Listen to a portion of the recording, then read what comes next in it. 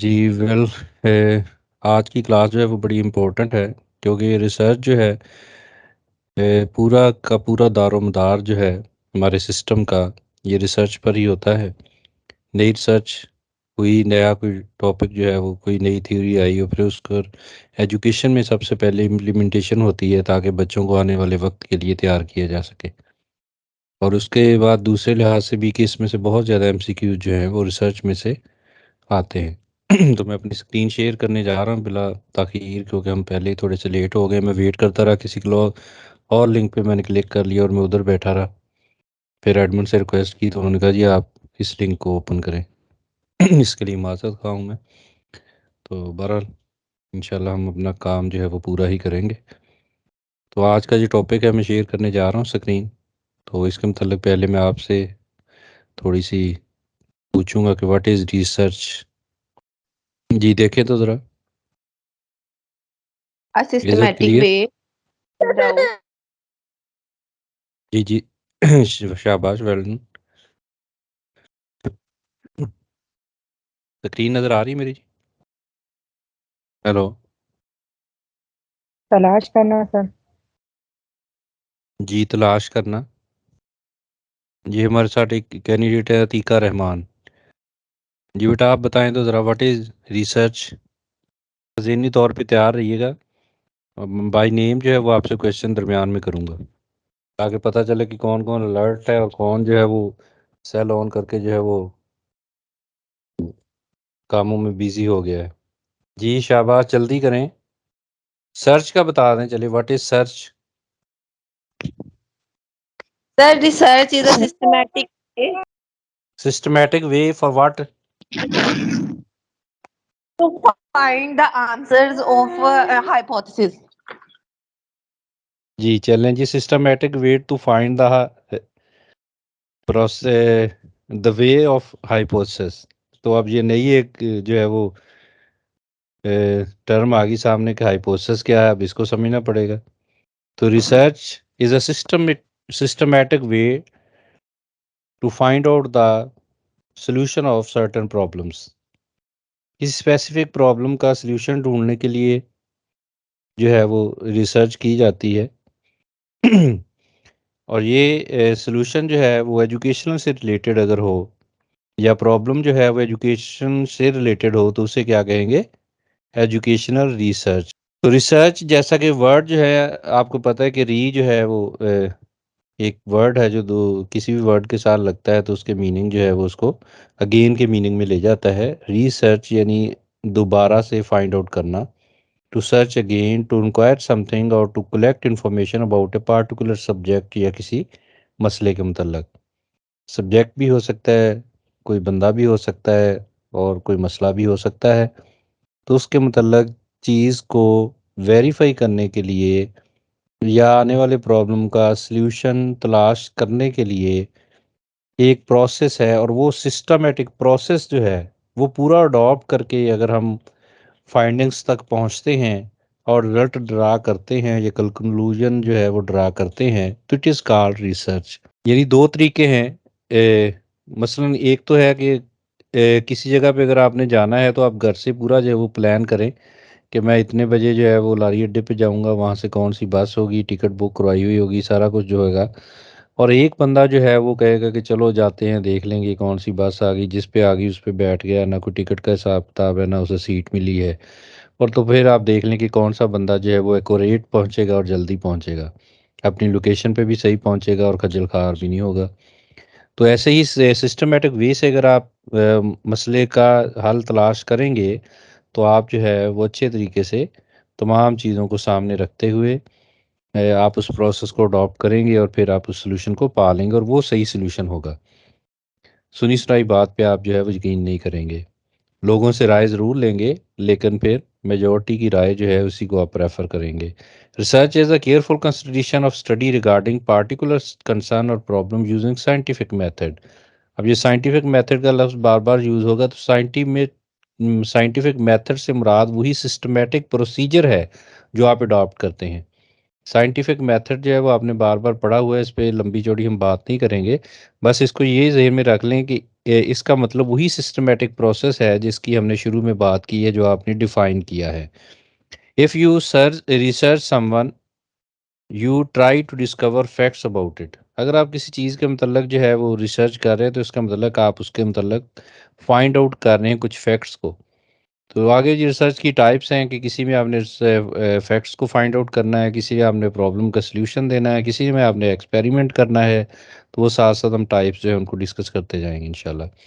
तो अब रिसर्च से निकल हम एजुकेशन की तरफ आते हैं, जो कि हमारा असल टॉपिक है।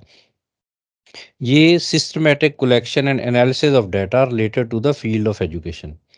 एजुकेशन की फील्ड से जब वही सेम बात हम एजुकेशन में इम्प्लीमेंट करेंगे, तो वो हमारी एजुकेशनल रिसर्च कहलाएगी। Research may involve a variety of methods and various aspects of education, including students' learning, teaching method, teacher training, school climate and classroom dynamics। किसी भी चीज़ के मतलब जो है ये हो सकती है, और जिस चीज़ को हमने फाइंड आउट करना है या जिसके मतलब हमने रिसर्च करनी है, उसी से हिसाब से हमें जो है उसके लिए मेथड चूज़ करना पड़ेगा। तमाम सिस्टमेटिक प्रोसेस जो है वो उसी मेथड के लिहाज से हमें अडॉप्ट करना पड़ेगा। कि अगर हम स्टूडेंट की लर्निंग को असेस करना चाहते हैं, हम टीचिंग मेथड जो है उसको देखना चाहते हैं कि कौन सा बेहतर रिजल्ट दे रहा है, टीचर ट्रेनिंग के प्रोग्राम जो है कि अब कौन से प्रोग्राम जो है वो उनकी ज़रूरत है टीचर्स को, स्कूल का क्लाइमेट बेहतर करना है उसके लिए हम रिसर्च करेंगे, और क्लासरूम डायनामिक्स जो हैं उनके बारे में भी अगर हमने रिसर्च करनी है, तो उसी हिसाब से हम जो है रिसर्च के मेथड का इस्तेमाल जो है वो करेंगे। Education research may draw upon a variety of disciplines including psychology, sociology, anthropology and philosophy। किसी भी फील्ड के अंदर जो है ये हो सकती है। इसकी इम्पोर्टेंस क्या है, क्यों होनी चाहिए रिसर्च? ये इस वजह से इम्पोर्टेंस है कि कंट्रीब्यूट करती है नॉलेज में, डेवलपमेंट में, प्रैक्टिकल इम्प्रूवमेंट में एंड पॉलिसी इंफॉर्मेशन या पॉलिसी फॉर्मेशन में। यानी रिसर्च जो है हमें नॉलेज को बढ़ाने में भी मददगार होती है, और इम्प्रूवमेंट हमारी जो है वो प्रैक्टिकली जो है उसको देखने के लिए भी हम इस्तेमाल करते हैं, उसको बढ़ाने के लिए, और पॉलिसी की इंफॉर्मेशन के लिए कि हमारी पॉलिसी जो है वो ठीक है या गलत है।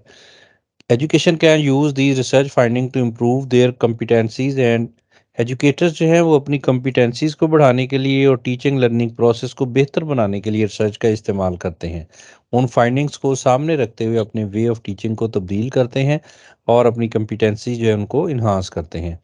एकेडमिक रिवार्ड्स के लिए भी इस्तेमाल होती है, इसी की बेस पर हम जो फैसला करते हैं कि कौन बंदा जो है वो कितना बेहतर है दूसरे से। Improving practices, teaching learning practice जो है उसको इम्प्रूव करती है। फैसिलिटेट लर्निंग प्रोसेस, फैसिलिटेट भी करती है लर्निंग प्रोसेस को। मुख्तलिफ किस्म की रिसर्चेज जो आप देखें कि उन्होंने हमें बताया कि पहले कौन से मेथड ऑफ टीचिंग इस्तेमाल होते थे, और अब कौन से वे ऑफ टीचिंग जो है वो बच्चों के लिए ज़्यादा फ़ायदेमंद है। कभी वक्त था कि लोग समझते थे कि लेक्चर के ज़रिए बेहतरीन तरबियत जो है, बेहतरीन तालीम की दी जाती है, लेकिन अब जो है वो मोटिवेशन जो है वो आती है किससे? आपके एक्टिविटी बेस्ड लर्निंग से। आप भी और तमाम स्कूल्स में जो है आजकल इसी भी बात पे फोकस किया जा रहा है कि बच्चों को एक्टिविटीज़ के ज़रिए लर्निंग करवाई जाए, तो वो ज़्यादा पायदार होती है। तो ये हमें रिसर्च ने ही बताया है। वेरीफाई प्रीवियस फाइंडिंग्स जो है उनको वेरीफाई भी करती है, कि अगर पहले कोई थ्योरी जो है वो सामने आ चुकी है, तो उसको इम्प्लीमेंट करके और उसकी वेरिफिकेशन जो है वो भी रिसर्च के ज़रिए की जाती है। इसके बेनिफिट्स क्या होते हैं टीचर्स के लिए? रिसर्च जो है सॉल्यूशन, प्रॉब्लम्स का जो सॉल्यूशन है, क्लासरूम के अंदर या स्कूल के अंदर जो प्रॉब्लम्स फेस करता है टीचर, उनके सॉल्यूशन के लिए हेल्प करती है। अंडरपिन professional learning of knowledge, skills and understanding. Professional learning का जो इल्म है और उसकी जो महारतें हैं, उसको जो है वो वाज़े करती है। Connect you with sources of information and networks of professional sports. ये सोर्सेज ऑफ इंफॉर्मेशन जो है वो आपको उनके साथ मिलाती है, आप नई नई चीज़ें जो हैं वो पढ़ते हैं, और प्रोफेशनल सपोर्ट आपको जो है वो मिलती है इसकी वजह से। क्योंकि हर बंदा रिसर्च नहीं कर सकता, तो फिर आप दूसरों की रिसर्च से फ़ायदा जो है वो उठाते हैं, तो इस वजह से वो प्रोफेशनल सपोर्ट होती है आपके लिए। क्लैरिफाई पर्पसेस, किसी चीज़ के मकसद को वाज़े करती है, प्रायोरिटीज़ को, प्रोसेस को, और चेंज को इंट्रोड्यूस करवाती है। सबसे बड़ी बात ये, जैसा कि चेंज जो है वो आपको पता है कि लाइफ का साइन है। अगर ज़िंदगी में चेंज ना हो, तो फिर लाइफ जो है वो डल हो जाएगी। ये ऊंच नीच जो ज़िंदगी में अगर ना आए, तो हमारे हमारे नज़दीक ज़िंदगी की अहमियत जो है वो ख़त्म हो जाएगी। तो करिकुलम, पेडागोजी और असेसमेंट वगैरह की जो तब्दीलियां हैं वो रिसर्च की रोशनी में ही की जाती हैं। Enabling you to teach and lead more strategically and effectively, ये भी एक फ़ायदा है इसका कि आप अपनी टीचिंग को बेहतर बनाते हैं और ज़्यादा स्ट्रेटजिकली और इफेक्टिवली आप बच्चों को टीच कर सकते हैं। अब ये टकमैन ने 1978 में जो है रिसर्च की कुछ करैक्टरिस्टिक्स दी थी। ये कहते हैं कि सिस्टमैटिक होनी चाहिए, वो बात हम शुरू से कर रहे हैं, और लॉजिकल होनी चाहिए, कोई रीजनिंग हो इसकी, एम्पिरिकल होनी चाहिए, रिडक्टिव होनी चाहिए और रेप्लिकेबल होनी चाहिए, यानी उसको दोबारा से टेस्ट किया जा सके।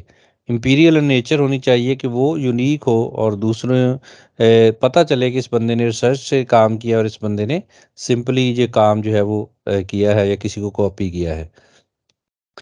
टाइप्स ऑफ एजुकेशनल रिसर्च, इन पर जो है वो खसूसी तौर पे तवज्जो दीजिएगा और इनको पढ़िएगा कि types of education research, research की टाइप्स जो हैं वो मेथड के लिहाज से और पर्पस के लिहाज से हैं। Use of scientific method to find out the solution of problem, ये रिसर्च की डेफिनेशन भी साथ दोबारा से लिख दी है। For specific purpose, by purpose, जैसा कि नाम से ज़ाहिर है कि किसी मकसूद मकसद के लिए जो रिसर्च की जाती है उसको कहते हैं बाई पर्पस। बाई पर्पस इसकी तीन टाइप्स हैं। बेसिक रिसर्च है जिसमें के ज़रिए थ्योरी जो है वो डेवलप की जाती है, नई चीज़ें वजूद में आती हैं।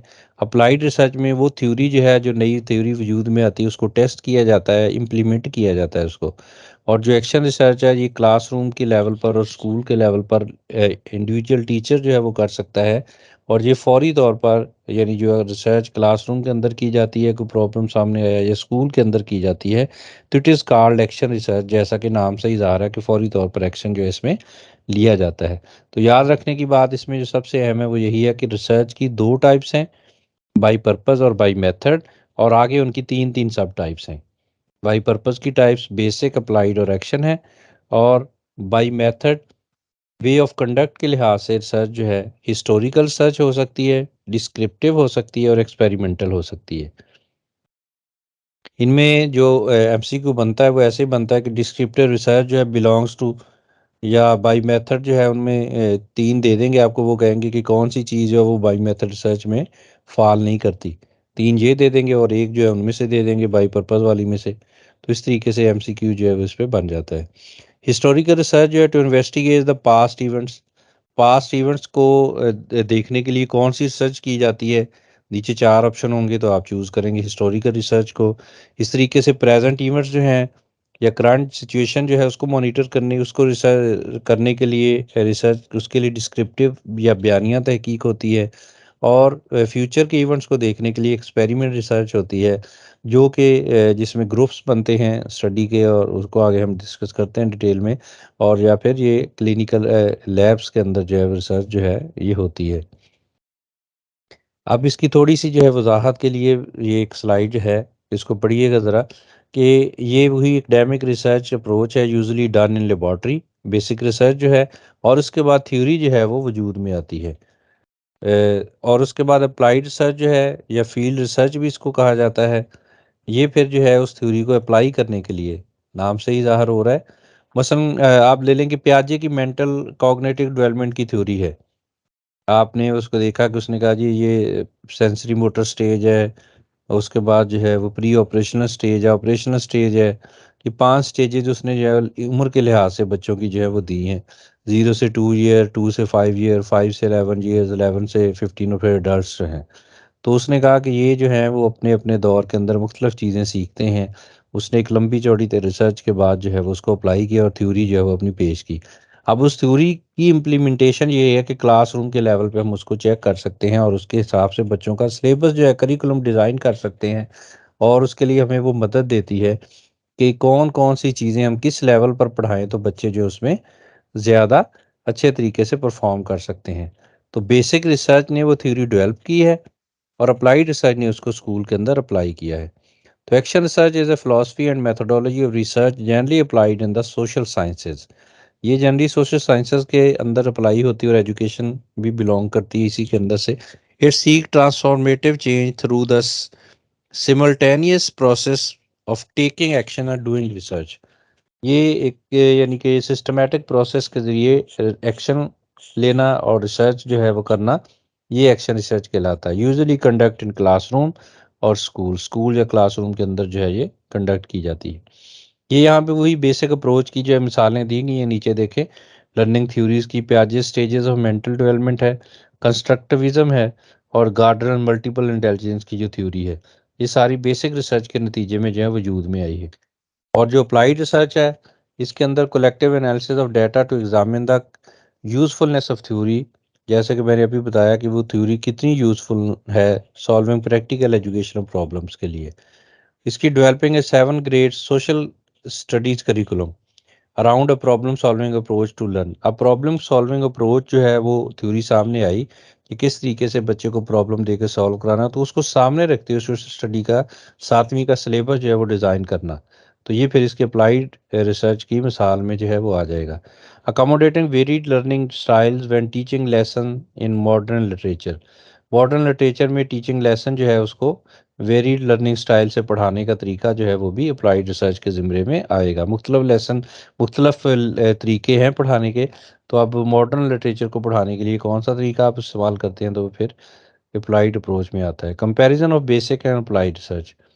The interaction of basic and applied research. Basic research provide the theory, their product the concept of solving educational problems. और अप्लाइड रिसर्च जो है वो डाटा और सपोर्ट और गाइड और रिवाइज करती है डेवलपमेंट ऑफ थ्योरी को। यानी कि थ्योरी की इम्प्लीमेंटेशन होती है, फिर उसमें देखा जाता है कि अगर कोई गैप है तो फिर उसको रिवाइज किया जाता है। तो ये दोनों जो हैं वो एक, यानी कि उसका जो है वो कॉन्सेप्चुअल फेज है, और दूसरा जो है वो उसका प्रैक्टिकल इम्प्लीमेंटेशन। पहली जो है यानी कि बेसिक, वो कॉन्सेप्चुअल फेज है उसका, उसमें कॉन्सेप्ट डेवलप होता है, और दूसरे में कॉन्सेप्ट की इम्प्लीमेंटेशन होती है अप्लाइड रिसर्च के अंदर। अब तीसरी जो थी एक्शन रिसर्च, पर्पस के लिहाज से जो रिसर्च के टाइप्स हैं, ये इंटरैक्टिव इंक्वायरी प्रोसेस है that balance problem solving action implemented to understand cause predictions about personal और ऑर्गेनाइजेशनल चेंज। अब ये पर्सनल भी हो सकती है या पूरे अदारे की भी हो सकती है चेंज, क्लासरूम के अंदर भी हो सकती है। तो इसके जो है वो काजेज या उसकी प्रिडिक्शंस को देखने के लिए या किसी प्रॉब्लम को सॉल्व करने के लिए फौरी तौर पर जो है इसको अडॉप्ट किया जाता है। Action search is the method of systematic inquiry that teachers undertake as researchers of their own practices. अब इसके लिए टीचर जो है वो खुद ही ये इसको कंडक्ट करता है, छोटी सी रिसर्च होती है ये, और क्लासरूम के लेवल पर जो है वो होती है। आपने ये बीएड का जो ओपन यूनिवर्सिटी से जिन्होंने किया हुआ है, उनको एक 8613 का कोड भी है जिसके अंदर उनको ये एक्शन रिसर्च करवाई जाती है। As the name suggest, action research is all about activity and action. The end result of an action research cycle is a decision about which action you can apply to solve a specific problem faced during classroom teaching or in school. अब ये लाजमी नहीं है कि वो जो आपने research करके फाइंड आउट किया सोल्यूशन, अगर आप फर्ज करें इंग्लिश पढ़ा रहे हैं, वो प्रॉब्लम इंग्लिश के हवाले से था, तो हो सकता है वो दूसरे बच्चों या दूसरे सब्जेक्ट पर वो इम्प्लीमेंट ना हो। तो इसलिए एक्शन रिसर्च जो है इसका जो आप कह लें कि डायामीटर है, ये थोड़ा सा महदूद होता है। ये उसी क्लास पर अप्लाई हो सकती है, उसी सब्जेक्ट पर हो सकती है जिसके मतलब आपने की है। इसकी जनरलाइजेशन जो है वो नहीं होती, जैसे कि बाई मेथड रिसर्च की होती है या डिस्क्रिप्टिव रिसर्च की होती है। और इसमें जो पॉपुलेशन होती है वो सारी की सारी इन्वॉल्व होती है और उन्हीं पर रिसर्च की जाती है, और फिर उन्हीं पर वो जो एक्शन है वो लिया जाता है, जो चेंज जो है वो उसी क्लास पर या उसी सब्जेक्ट पर इफेक्टिव होती है। बाकी लोग शायद इससे फ़ायदा नहीं उठा सकते, यानी इसका स्कोप जो है वो थोड़ा सा लिमिटेड होता है। इसका प्रोसेस जो है वो थोड़ा सा देख लें कि एक्शन रिसर्च का प्रोसेस क्या है। पहले तो सेल्फ डिससेटिस्फेक्शन हो सकती है कि टीचर खुद ही डिससेटिस्फाई होता है कि सिचुएशन कोई बन नहीं रही, मेरा काम जो है वो चल नहीं रहा, मुझे बच्चे रिस्पॉन्स नहीं दे रहे। तो फिर पहली बात यह है कि वो आइडेंटिफाई करता है प्रॉब्लम को कि कहाँ पे है वो प्रॉब्लम, पिन पॉइंट करता है चीज़ों को, डिफाइन द प्रॉब्लम। फिर वो टीचर जो है वो खुद ही उसको डिफाइन भी करता है कि ये प्रॉब्लम है क्या, और उसकी पॉसिबल रीज़न जो है वो भी देखता है। फिर उसको प्रॉब्लम को एनालाइज करता है उन रीजंस की रोशनी में जो उसने फर्जिए बनाए होते हैं, जो उसने अपने माइंड के अंदर जो हैं वो छोटे छोटे हाइपोथेसिस बनाता है कि ये वजह हो सकती है, मेरी समझ ना आए, मेरी लैंग्वेज का प्रॉब्लम हो सकता है, मेरी वॉइस हो सकती है, मेरे एक्शंस हो सकते हैं कि बच्चे मुझसे बहुत ज़्यादा खौफ खाते हों। तो इस तरीके से वो अपनी चीज़ों को जो है वो देखता है, फिर प्रॉब्लम को एनालाइज करता है, और वीकनेस और प्रॉब्लम जो है उनको फाइंड आउट करता है। फिर वो एक्शन हाइपोथेसिस जो है वो फॉर्म करता है कि अब कौन-कौन सी चीज़ें हैं जिनको मैंने बेहतर बनाना है, और फिर टूल्स का इस्तेमाल करता है कि कौन सा रिसर्च टूल्स है, वो बच्चों से राय हो सकती है, टीचर्स से राय हो सकती है, दीगर जो टीचर उस क्लास को पढ़ा रहे हैं उनसे क्वेश्चनर लिया जा सकता है।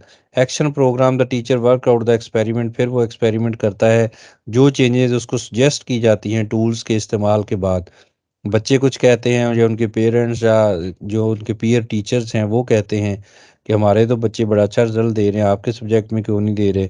बाज़ अवत ऐसे भी होता है कि उसका रिजल्ट भी आसान, सब्जेक्ट भी आसान होता है, लेकिन बच्चे जो हैं रिस्पॉन्स नहीं दे रहे होते। तो इस तरीके से वो टीचर फिर एक्सपेरिमेंट करके एवेल्युएट करता है और फिर डिफरेंस जो है वो देखता है कि अपने रिजल्ट जो है वो बेहतर हुए हैं या नहीं हुए।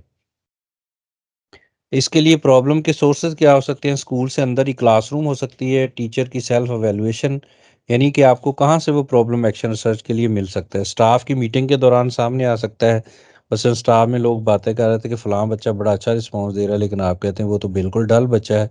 तो यहाँ से फिर इसका मतलब कि वो प्रॉब्लम सामने आया और फिर आप देखेंगे कि क्यों बाकियों में वो परफ़ॉर्म कर रहा है, अगर बच्चा तो मेरे पीरियड में क्यों परफ़ॉर्म नहीं कर रहा वो। हेड ऑफ़ इंस्टीट्यूशन बता सकता है आपको, जी आपकी ये कमी है, कोताही है, वालिदैन ने शिकायत की है, कम्युनिटी वाले ये कह रहे हैं, बच्चे कह रहे हैं कि आपकी समझ नहीं आ रही। क्लासरूम मॉनिटर जो है या स्टूडेंट जो है वो खुद अपने टीचर से बात करके उसको बता सकते हैं। सोसाइटी या पेरेंट्स जो हैं वो बता सकते हैं उसको। मिनिस्ट्री ऑफ एजुकेशन की तरफ से जो कोई हिदायत आ जाती हैं, कोई नई चीज़ उन्होंने अप्लाई की है तो वो कहते हैं इस पे रिसर्च करें। जैसे अभी ये सिंगल नेशनल करिकुलम जो है, आपको पता है कि इम्प्लीमेंट हुआ है पिछले साल। तो उसमें जो है वो आस्ता-आस्ता जो है वो अगली क्लासों में गया। तो उसमें आप जो है वो मिनिस्ट्री ऑफ एजुकेशन वाले डिमांड कर सकते हैं कि आपने इसमें क्या प्रॉब्लम फाइंड आउट किए हैं और आपने उनको कैसे बेहतर कर सकते हैं। तो उसके लिए अभी आपको एक्शन रिसर्च करनी पड़ेगी। करिकुलम जो है उसको बेहतर बनाने के लिए भी, एक करिकुलम जो है वो आपकी सोसाइटी नीड को पूरा नहीं कर रहा, तो उसको बेहतर करने के लिए भी एक्शन रिसर्च की जा सकती है। और इसी तरीके से असेसमेंट का प्रोसेस बेहतर करने के लिए कि किस तरीके से बच्चों को सही तौर पर उनकी असेसमेंट और एवेल्युएशन की जा सकती है। तो यहाँ से जो है वो आपको प्रॉब्लम जो है वो रिसर्च के मिल सकते हैं। टीचिंग या एडमिनिस्ट्रेशन में इसका रोल क्या है कि जो टीचर या एडमिनिस्ट्रेशन वाले इसको कंडक्ट करते हैं, तो ये एक तो एडमिनिस्ट्रेटिव बिहेवियर को इम्प्रूव करती है, चीज़ें खुलकर सामने आती हैं रिसर्च की सूरत में, और उनको पर्पस को अच्छे तरीके से अचीव करने के लिए आप देखें ना, हर स्कूल का एक पर्पस है कि बच्चों की अच्छी तरबियत हो जाए, बच्चे अच्छा रिजल्ट दे दें, बच्चे सोसाइटी में मिसफिट ना हो, बल्कि वो सोसाइटी का एक एक्टिव पार्ट, एक्टिव शहरी बन के ज़िंदगी गुजारें। तो ये एक्शन रिसर्च जो है वो मदद करती है कि हमारे ये मकासद जो हैं वो अच्छे तरीके से पूरे हो जाएँ। एक टीचर अगर कंडक्ट करता है तो क्लासरूम के अंदर, तो इसकी ओन टीचिंग जो है उसको ये एनहांस करती है, वो अपनी टीचिंग को बेहतर बनाता है, रिफ़ाइन करता है। और फिर इस तरीके से वो ये दूसरी जो पहली रिसर्चेज़ हैं उनको कन्फाइंड करती है क्लासरूम सिचुएशन, और जो उसके बाद लेटर भी probes into the practical problem, greater complexity and wider applicability, यानी जो बहुत से ऐसे कॉम्प्लेक्स प्रॉब्लम्स आ जाते हैं जिनको सॉल्यूशन करने के लिए हमें बाहर से या फॉर्मल रिसर्च से कोई मिसाल नहीं मिलती, तो उसको बेहतर करने के लिए भी हम एक्शन रिसर्च जो है उसका इस्तेमाल करते हैं। A good teacher does not merely depend upon tradition और एक्सपीरियंस ऑफ अदर्स और रिकमेंडेशंस ऑफ एक्सपर्ट बॉडीज। असल में वो जो है वो अच्छा टीचर नहीं होता जो दूसरों की रिकमेंडेशन पे हमेशा चलता रहे, बल्कि अगर वो खुद अच्छे तरीके से डेलिबरेटली या सिस्टमेटिक तरीके से साइंटिफिक वे से रिसर्च करके अपनी प्रॉब्लम्स को डिफाइन करे और फिर उसका सॉल्यूशन फाइंड आउट करे, तो वो ज़्यादा बेहतर होता है। मेथड की लिहाज से रिसर्च की जो टाइप्स हैं, जो हमने पहले एक ढांचे की सूरत में देखी हैं, हायरार्की की सूरत में, ये हिस्टोरिकल रिसर्च है, it concern with the past events, also called case study method. किसी इदारे की केस स्टडी है, मसलन आप कहते हैं ये स्कूल जो है 1940 में बना था, 1925 में बना था, तो इसकी केस स्टडी आप देखना चाहते हैं तो वो भी हिस्टोरिकल रिसर्च होगी। आप तमाम पास्ट इवेंट्स जो हैं उसके देखेंगे, उसकी कामयाबी को देखेंगे कि माजी में स्कूल ने कौन सी कामयाबियाँ ली हैं और अब कहाँ पे है। Data is collected through primary and secondary sources, ये इसके बेसिक सोर्सेज होते हैं जहाँ से डाटा मिलता है। प्राइमरी सोर्सेज जैसा कि नाम से ज़ाहिर है वो सीधे सीधे रिलेटेड होते हैं उस बंदे से या उस रिसर्च से या उस फैक्टर से जिसको आप जो है वो रिसर्च कर रहे हैं। आई विटनेस हो सकता है कोई, एक्चुअल ऑब्जर्वर हो सकता है, डायरी ऑफ द पर्सनैलिटी, अगर किसी पर्सनैलिटी के मसलन कायदे आज़म के मतलब अगर आपने रिसर्च करनी है तो आपको जो है कायदे आज़म की डायरी से जो मवाद मिलेगा वो आपका प्राइमरी सोर्स होगा। और बायोग्राफ़ी, कोई बंदा अपनी बायोग्राफ़ी खुद लिख देता है, सवाने उमरी जिसको कहते हैं, तो वो फिर अगर आपको मिल जाती है तो वो आपका प्राइमरी सोर्स होगा। जहाँ से आप डाटा लेकर उसके मतलब तहकीक करेंगे। और सेकेंडरी सोर्स में उस बंदे के मतलब किसी दूसरे की तरफ से जो आ रहा है, अखबार में कोई आर्टिकल छप गया, मैगजीन है कोई, या वो पर्सन है जो कि उसका एक्चुअल ऑब्जर्वर था उस इवेंट का, या फिर ये है कि कायदे-आज़म के मतलब किसी ने अपनी याददाश्तें लिखी हैं, उनका कोई दोस्त है उसने अपनी कोई डायरी लिखी हुई है, तो आप इन दोनों की बेस पर जो है उनके मतलब जो रिसर्च उनकी ज़िंदगी पर करेंगे, तो वो जो है वो कौन सी रिसर्च होगी, हिस्टोरिकल रिसर्च होगी। इस तरीके से जैसे मैंने पहले अदारे की भी मिसाल दी है कि आप उसके पास्ट इवेंट्स देखेंगे, कामयाबियों को देखेंगे। जीसी यूनिवर्सिटी आपको पता है कि एक उसका डिसिप्लिन की वजह से बहुत मशहूर थी, तो उसको देखेंगे कि आपने किस तरीके से उसको मेंटेन किया। तो इसके लिए आपको हिस्टोरिकल रिसर्च जो है, और वो कौन-कौन से अहम वाक़यात जो उसकी हिस्ट्री में हुए, जिसकी वजह से उसका डिसिप्लिन जो है वो माना गया दुनिया के अंदर। उसके बाद डिस्क्रिप्टिव रिसर्च है उसकी दूसरी टाइप, और ये प्रेजेंट इवेंट्स के मतलब होती है। Data is collected through questionnaire, rating scale, checklist वगैरह के ज़रिए डाटा इकट्ठा किया जाता है। इसमें बाकायदा जैसे पॉपुलेशन होती है, सैंपल होता है, और फिर इसके रिज़ल्ट जो हैं वो पूरी जो पॉपुलेशन है उस पर जनरलाइज़ होते हैं। यानी चंद लोगों से डाटा इकट्ठा करके सैंपल के तौर पर, लेकिन उसके रिज़ल्ट जो हैं वो उनको सबके लिए कंसीडर किया जाता है। ये हाइपोथेसिस जो है उसकी टेस्टिंग के लिए हम इसको इस्तेमाल करते हैं। Population group of people to home results will be generalized. Population एक टेक्निकल वर्ड है, इसको इसलिए हाईलाइट किया गया है कि आप यहाँ पे पॉपुलेशन से मुराद जो है वो रिसर्च पॉपुलेशन है। ये वो लोगों का ग्रोथ जिस पर आपने अपने तमाम रिजल्ट्स को इम्प्लीमेंट करना है। वो मसलन आप 9th क्लास के अगर स्टूडेंट्स के मतलब रिसर्च कर रहे हैं, तो हो सकता है कि आप 5 स्कूलों से या 10 स्कूलों से डाटा लें, लेकिन पूरी डिस्ट्रिक्ट के जो स्कूल हैं उन पर उनके रिजल्ट्स के लिए आप उसको जनरलाइज़ कर सकते हैं। सैंपल होता है इसके अंदर specific sample drawn from the target population, जिसकी अभी मैंने बात की कि पूरे हाई स्कूल्स हैं तमाम ज़िले के या तहसील के, लेकिन उनमें से आपने 5 स्कूल लिए हैं सैंपल के तौर पर, और उन्हीं के रिजल्ट जो उनको आपने आगे जनरलाइज करना है। Results are generated on the basis of data analysis and interpretation collected from the sample. Sample से ही जो डाटा कलेक्ट किया जाता है उसी के रिजल्ट्स को जो है वो इम्प्लीमेंट किया जाता है डिस्क्रिप्टिव रिसर्च के अंदर, क्योंकि पूरी पॉपुलेशन जो है वो उसको हम टारगेट नहीं कर सकते, उससे हम अपना क्वेश्चनेयर फिल नहीं करवा सकते, ये पॉसिबल नहीं होता। टाइम की लिमिटेशंस होती हैं, फाइनेंशियल मैटर्स होते हैं कि बहुत ज़्यादा खर्चा होता है, लोग रिस्पॉन्स नहीं देते जल्दी, और बहुत सी हैं जो है इसके अंदर जो है वो फिर आ जाती हैं हिंड्रेंसेस, या कह लें कि रुकावटें आ जाती हैं, जिसकी वजह से फिर हमें सैंपल पर ही इक्तफा करना पड़ता है। तीसरी जो इसकी है वो एक्सपेरिमेंटल रिसर्च है। ये 3 लिखना था, जहाँ पे 1 लिखा गया है। It concern with the future events. Future events के मतलब कंसर्न होता है इसका। इसमें 2 ग्रुप होते हैं, कंट्रोल ग्रुप और experimental group. It determines the cause and effect relationship. असल में ये काज और इफेक्ट देखे जाते हैं कि किस वजह से कौन सा असर जो है वो पड़ रहा है किसी चीज़ पर। स्टूडेंट्स की परफॉर्मेंस अगर आप देखनी है तो आप देखेंगे कि कौन सा टीचिंग मेथड जो है उनको बेहतर परफॉर्म करने की तरफ लेकर जा रहा है। तो यानी एक काज़ होगा, और फिर उसका एक वजह होगी, और फिर उसका इफ़ेक्ट होगा, उसका असर होगा। Control group no treatment experiment. ये कंट्रोल ग्रुप यानी कि सिंपल वर्ड्स में अगर मैं समझाऊँ तो आपके पास 50 की क्लास है, और आप उस पे एक्सपेरिमेंटल रिसर्च मेथड जो अप्लाई करना चाहते हैं, तो आप उसके 2 ग्रुप बनाएँगे, 25-25 बच्चों के, और ये ग्रुप टेस्ट लेकर बनाए जाएँगे। मिक्सबिलिटी ग्रुप होंगे, ये नहीं कि 25 नालायक एक तरफ कर दें और लायक एक तरफ कर दें। नहीं, ग्रुप दोनों जो हैं उनमें हेटेरोजीनस नहीं होनी चाहिए, होमोजीनियस होने चाहिए, यानी एक जैसी क्वालिटीज़ के हामिल होने चाहिए ग्रुप। हर लेवल का बच्चा उसमें होना चाहिए। तो उस पर आप कोई एक ग्रुप पर कोई ट्रीटमेंट आप अप्लाई नहीं करेंगे, वो क्या कराएगा, कंट्रोल्ड ग्रुप। जैसे है मसलन रवायती टीचर उसको आते जाएँगे, पढ़ाते जाएँगे। जैसे आपकी क्लास चल रही है उन 25 बच्चों को आप वैसे पढ़ाते रहेंगे। लेकिन जो एक्सपेरिमेंटल ग्रुप है, जो दूसरे 25 बच्चे हैं, उन पर आप वो स्पेसिफिक मेथड जो है या ट्रीटमेंट जो है उसको अप्लाई करेंगे। मसला आप कहते हैं कि एक्टिविटी बेस्ड टीचिंग जो है वो बेहतर है, तो इसको देखने के लिए आप 2 ग्रुप बनाएँ, एक को वैसे पढ़ाएँ एक्टिविटीज़ के बगैर, और दूसरे को एक्टिविटीज़ के साथ पढ़ाएँ।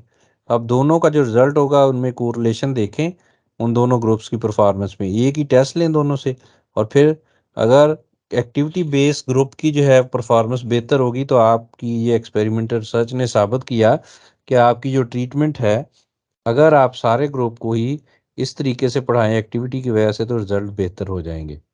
अगर आपका रिज़ल्ट जो है वो कंट्रोल ग्रुप की तरफ निकला है कि कंट्रोल वालों ने ज़्यादा अच्छा परफ़ॉर्म किया है, तो इसका मतलब कि आपका वो जो हाइपोथेसिस था वो फ़ेल हो गया कि आपने जो तखमीना लगाया था, अंदाज़ा लगाया था कि मेरा जो एक्टिविटी बेस्ड मेथड है वो गुड है।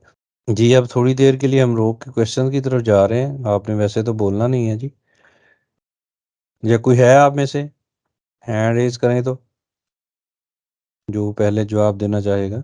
किसी एक चीज़ के मतलब आपने बताना है। रिसर्च की टाइप्स हमने पढ़ी हैं, ठीक है। ये किरण मलक ने सबसे पहले अपना माइक अनम्यूट किया है, तो जी बच्चा आप जवाब दें। सर अस्सलाम वालेकुम sir.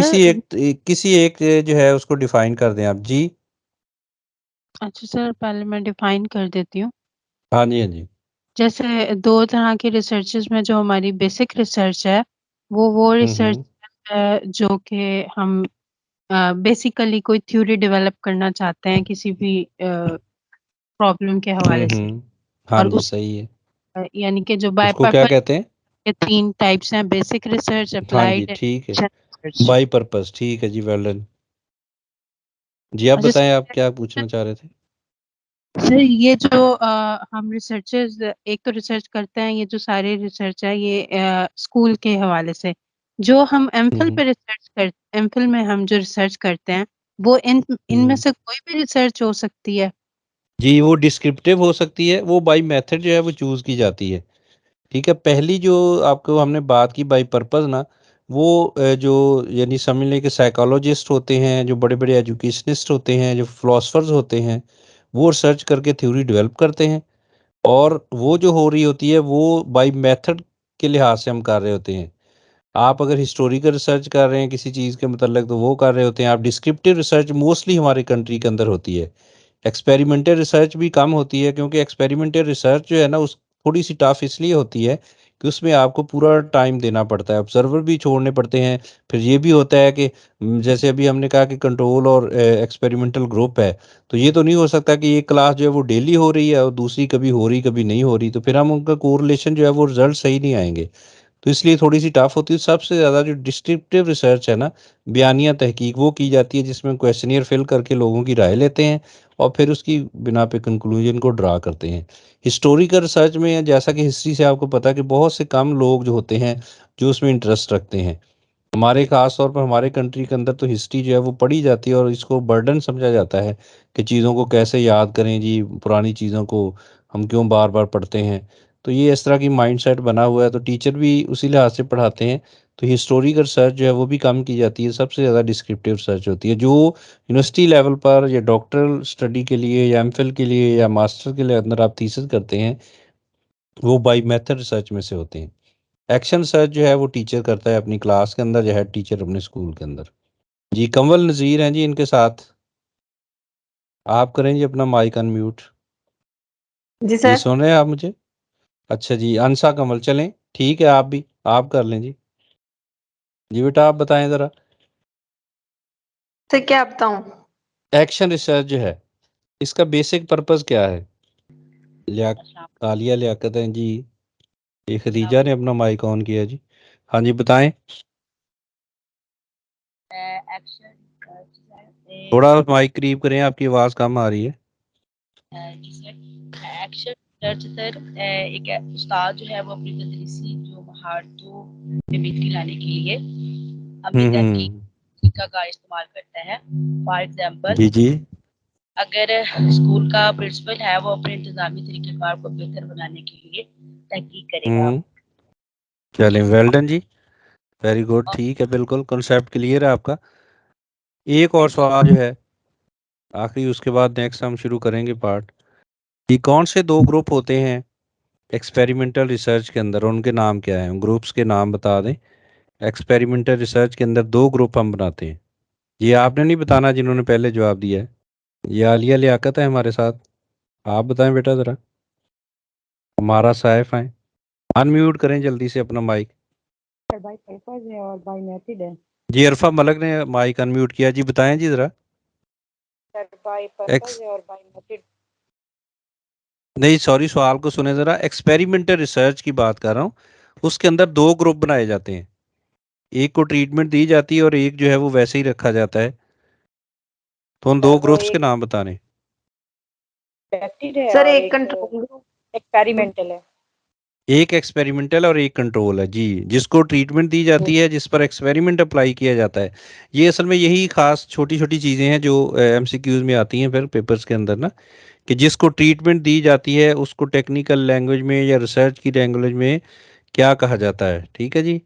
The group on to whom the treatment will be applied is called, आप क्या जो आप चूज करेंगे, एक्सपेरिमेंटल ग्रुप। और फिर इसी तरीके से जिसको ट्रीटमेंट नहीं दी जाती, वो रवायती तरीके से ही उसको टीच किया जाता है, उसको क्या कहते हैं, कंट्रोल ग्रुप। Whole group. ये किसी का कोई क्वेश्चन है यहाँ तक तो प्लीज। चलो देख लो, ये तो चलें जी लेक्चर आगे। लंबा जाएगा। नहीं लंबा जाएगा लेक्चर, सवाल पूछ लिया करें। ये पेपर अब तो आ गया, अब तो डेट शीट भी आ गई हमारे यहाँ। तो यही तो आवाज है ना कि डेट शीट आए, डेट शीट आए तो बच्चे पढ़ना शुरू करते हैं ना। तो अब तो डेट शीट भी आ गई है। टाइम दे जरा इसको प्लीज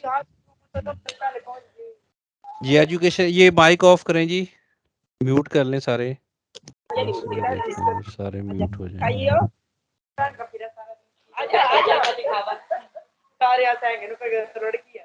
जी अरफा मलिक आपका माइक ऑन है जी, बंद करें जरा इसको प्लीज, माइक को बंद करें प्लीज।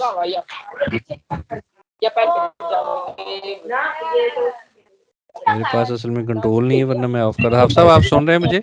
नहीं कभी निकाल देगी वो ऐसी। म्यूट ऑल कर दें सर प्लीज, अगर सुन रहे हैं एडमन तो। सर ये मैंने कर दिया, ये मेरे ख्याल में ऑटो हो जाता है। अच्छा चले ठीक है जी, थैंक यू। चलें जी आगे चलते हैं हम। स्क्रीन शेयर है? Yes sir. चलें। The basis of education research is the scientific method.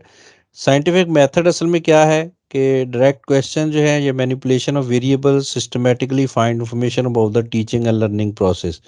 तो उसके मतलब जो है वो वेरिएबल्स की बात हम करेंगे अभी, और उसकी मैनिपुलेशन के मतलब कि वेरिएबल को कैसे मैनिपुलेट किया जाता है। टू मेन टाइप्स जो हैं रिसर्च की, क्वालिटेटिव और क्वांटिटेटिव। ये मेथड्स हैं रिसर्च के, टाइप्स सॉरी हमने पहले पढ़ी हैं। ये तरीके हैं फिर रिसर्च के, क्वालिटेटिव और क्वांटिटेटिव। नाम से ही ज़ाहिर हो रहा है कि एक में हम क्वालिटेटिव डाटा जो है उसको देखते हैं और दूसरे में क्वांटिटेटिव डाटा, यानी कि जो कि नंबर्स की सूरत में हमारे पास होता है। तो ये आप देखें कि ये इस साइकिल से आपको आसानी से समझ आ जाएगी कि ये साइंटिफिक मेथड या रिसर्च साइकिल जो है वो क्या है। पहले ये आंख वाली स्लाइड जो है, यानी मेरे राइट साइड पे जो स्लाइड है इसको देखें। इसमें ऑब्जर्वेशन है कि पहले आप किसी चीज़ को ऑब्जर्व करते हैं। ये साइंटिफिक मेथड है पूरे का पूरा। साइंटिफिक मेथड में ये प्रोसीजर 7 जो है स्टेप्स होते हैं। ये कम ज़्यादा भी हैं मुख्तलिफ बुक्स के अंदर, लेकिन यूजुअली एजुकेशन रिसर्च के अंदर ये 7 स्टेप्स होते हैं कि आप ऑब्जर्व करते हैं प्रॉब्लम को, फिर उसके मतलब आपके जहन में क्वेश्चन आता है और आप उसको बयान करते हैं प्रॉब्लम्स को। फिर आप उसके मतलब को फर्जिया बनाते हैं, हाइपोथेसिस जो है वो तय करते हैं। कोई फर्जिया आपके जहन में आता है कि ये काम क्यों हो रहा है या ये मसला क्यों है। फिर उसको आप एक्सपेरिमेंट करते हैं या आप उसको ऑब्जर्व करते हैं या उसको डिस्क्रिप्टिव सूरत में आप लेते हैं, और फिर आप उस पर लोगों की राय लेकर कंक्लूजन ड्रॉ करते हैं और आखिर में रिजल्ट। ये 7 स्टेप्स हैं साइंटिफिक मेथड के। दूसरी तरफ आस्क का question, perform research, establish your hypothesis, test your hypothesis by conducting an experiment, make an observation, analyze the results and draw a conclusion, present the finding। और आखिर में finding जो है वो पेश कर दी जाती हैं। ये दोनों को, यानी कि एक को सेंटेंस की सूरत में लिखा गया और एक को जो है वो एक एक वर्ड की सूरत में जो है वो नाउन की सूरत में जो है वो लिखा गया है। तो इस तरीके से जो है आपने इन दोनों को याद करना है कि साइंटिफिक मेथड के कितने स्टेप्स हैं और उनमें ऑब्जर्वेशन से क्या मुराद है और हाइपोथेसिस से क्या मुराद है, कंक्लूजन से क्या मुराद है। तो इसको हम आगे डिटेल में देखते हैं। क्वालिटेटिव मेथड के अंदर अगर देखा जाए तो ये ओपन एंडेड क्वेश्चन जो है वो इसके अंदर इस्तेमाल होते हैं। आप जो है वो किसी चीज़ के मतलब जो है वो राय लेना चाहते हैं। मसलन आप किसी स्कूल के मतलब बच्चों से पूछते हैं कि आपको अपना स्कूल कैसा लगता है, आपके टीचर कैसे हैं, उनका बिहेवियर कैसा है, आपकी क्लास में काम कितना होता है, क्या आपका स्कूल नीट एंड क्लीन है, क्या वहाँ पे आप जो है वो यूनिफॉर्म की पाबंदी करवाई जाती है, क्या आपके साथ वहाँ पे अच्छा बिहेवियर किया जाता है, क्या आप अपने स्कूल से मोहब्बत करते हैं। तो ये क्या है, ये क्वालिटेटिव रिसर्च के क्वेश्चंस है। आप बच्चे से ये सवाल पूछकर जो है वो स्कूल की क्वालिटी जो है उसको मेजर करने जा रहे हैं। The responses collected are essentially non numerical, यानी बच्चा लिख कर जवाब देता है अपने कि ये जो है वो जैसे उसकी राय होती है स्कूल की चीज़ों के मतलब, तो आप जो है वो, या आप एक ही ऐसे लिखवा लें सबसे कि अपने स्कूल के मतलब जो है वो 10 सत्रों का एक जो है वो ऐसे लिखें। फिर आप उसको जो है वो डाटे में जो आपका क्वालिटेटिव डाटा आपके पास आया है, उनकी राय आई है, उनकी रोशनी में आप फैसला कर लें कि वो कौन सी चीज़ें स्कूल के अंदर बेहतर हैं और कौन सी चीज़ें जो है जिन पर मज़ीद काम करने की ज़रूरत है। This method helps a researcher understand what participants think. अब ये देखें कि रेड को फोकस करें यार, यानी कि ये असल में किस लिए की जाती है कि पार्टिसिपेंट्स क्या सोच रहे हैं और why they think in a particular way, और वो ऐसा क्यों सोच रहे हैं। मसलन अगर एक बच्चा चाहता है कि हमारे स्कूल में ये चीज़ जो है वो बेहतर होनी चाहिए, तो उसकी वजह भी फिर देखनी है रिसर्च ने या रिसर्चर ने कि क्यों वो ऐसा चाहता है। क्लीनिनेस का प्रॉब्लम है, फ़र्ज़ करें स्कूल के अंदर, बच्चा कहता है कि हमारे स्कूल का एनवायरनमेंट साफ़ सुथरा नहीं है, तो अब रिसर्चर देखेगा कि वो कौन सी जगह हैं वो जिसकी वजह से बच्चे ने ऐसा जो है वो किया है, या ऐसा उसका पॉइंट ऑफ व्यू है, या ऐसी उसकी ऑब्जर्वेशन है। क्वालिटेटिव रिसर्च जो है इसकी वन टू वन इंटरव्यू हो सकता है। आप या तो बच्चों से क्वेश्चन के ज़रिए राय ले लें, या फिर एक-एक बच्चे का इंटरव्यू कर लें, फ़ोकस ग्रुप कर लें, एक ग्रुप को ले लें स्कूल के अंदर से और फिर उससे राय ले लें। एथनोग्राफ़िक स्टडीज़ हो सकती हैं, यानी मुख्तलिफ़ किस्म के बच्चे जो हैं मुख्तलिफ़ क्लासेस से आप लें और फिर उनसे जो है वो आप चीज़ें जो हैं वो पूछ लें। और टेक्स्ट का एनालिसिस हो सकता है, जैसे अभी मैंने आपको कहा कि आप बच्चों से जो है वो एक लिखवा लें तहरीर, और उसके मतलब फिर बच्चों की राय ले लें और फिर उनसे जो है वो नतीजा अख़ज़ कर लें कि क्या है, क्यों बच्चे जो हैं वो स्कूल को पसंद नहीं कर रहे, या किस वजह से उन्होंने ये राय दी है। और इसके बाद केस स्टडी हो सकती है, स्कूल की केस स्टडी जो है उसको आप देख लें। एथनोग्राफिक स्टडीज़ के अंदर जो है उस ग्रुप की हैबिट्स जो हैं, उनके कस्टम्स, उनके म्यूचुअल डिफरेंसेस वगैरह जो हैं, वो देखकर फिर अपनी रिसर्च का फ़ैसला जो है वो किया जाता है। यानी लोग जब डिफरेंट कल्चर से होंगे तो हो सकता है एक ही जगह पे उनकी राय मुख्तलिफ हो। जो वहाँ के कल्चर को ज़्यादा पसंद करते हैं वो उसके मतलब अच्छी राय दे देंगे, और जो वहाँ के कल्चर को ज़्यादा पसंद नहीं करते वो उसके मतलब ज़ाहिर बात है कि बुरी राय देंगे। तो बहरहाल ये क्वालिटेटिव मेथड है रिसर्च का, इसको भी आप इम्प्लीमेंट कर सकते हैं। अब ये आपने अपने मसले के लिहाज से चूज़ करना होता है कि मैंने वन टू वन इंटरव्यू करना है, कौन सा टूल इस्तेमाल करना है। असल में ये रिसर्च के टूल्स जो हैं उसी फॉर्म में जो आता है जिनके मतलब हम आगे भी देखेंगे। तो ये क्वालिटेटिव रिसर्च के लिए इंटरव्यू इस्तेमाल कर सकते हैं, आप फोकस ग्रुप हो सकता है, टेक्स्ट एनालिसिस वगैरह कर सकते हैं। क्वांटिटेटिव मेथड जो है वो सीधा-सीधा होता है, जो आमतौर पे हमारे, जैसे अभी आपने पूछा कि यूनिवर्सिटीज़ वगैरह में जो रिसर्च है, तो वो क्वांटिटेटिव ही होती है ज़्यादा। क्योंकि इसके लिए हमें क्वालिटेटिव जो रिसर्च होती है उसके लिए हमें टाइम भी ज़्यादा चाहिए होता है, ज़्यादा सोर्सेज चाहिए होते हैं। इसमें आप सिंपल एक जो है वो फॉर्म जो है वो बनाते हैं, एक क्वेश्चनेयर बना लेते हैं, या कोई सर्वे जो है वो कंडक्ट करते हैं, और आप फिर जो है वो अपना डाटा इकट्ठा करके उसका रिजल्ट जो है वो जनरेट कर लेते हैं। It answer question to justify relationship with measurable variables, to इधर एक्सप्लेन, प्रिडिक्ट और कंट्रोल फिनोमेना, कि वो जो वेरिएबल्स होते हैं वो उनको एक्सप्लेन भी करता है, उनकी पेशीन गोई प्रिडिक्शन भी करता है, और फिर उनको कंट्रोल करने का तरीका जो है वो भी इसके अंदर रखा जाता है।